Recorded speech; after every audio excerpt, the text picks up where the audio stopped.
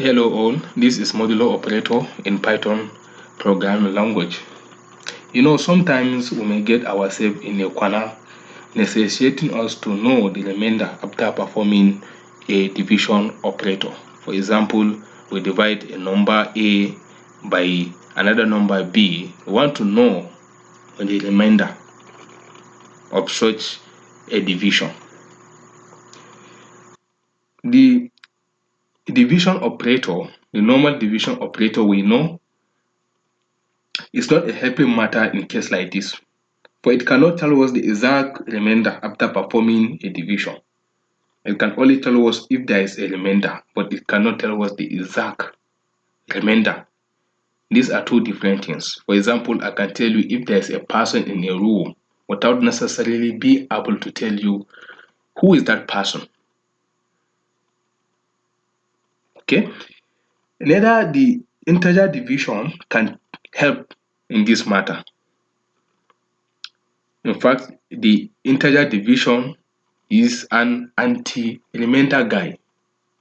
It is an anti-remainder operator. If you remember, it throws away the decimal part of the result and hence the remainder after performing a division. What can help us? Nothing but the modulo operator. The percent sign is used to represent the modulo operator in most programming languages. Sometimes the modulo operator is called the remainder operator. Very reasonable. It returns a remainder after performing a division. For instance, 5% 2, this shall be read as 5 mod by 2 equals 1. Why? Because when 5 is divided by 2, the remainder is 1. And the modulo operator is interested only in the remainder. Okay, so let's look at examples. 4 mod by 2, 0. Yes, when 4 is divided by 2, the remainder is 0.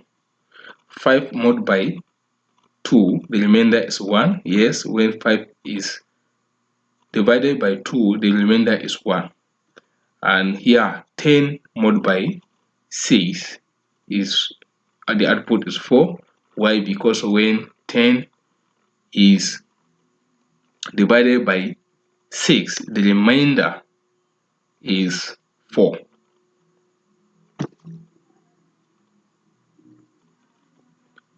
Let's look at exercises. So look at the exercise. Please do them in the comment section.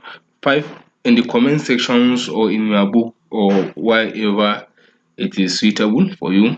5 mod by 7 mod by 5, what is the output? You write it.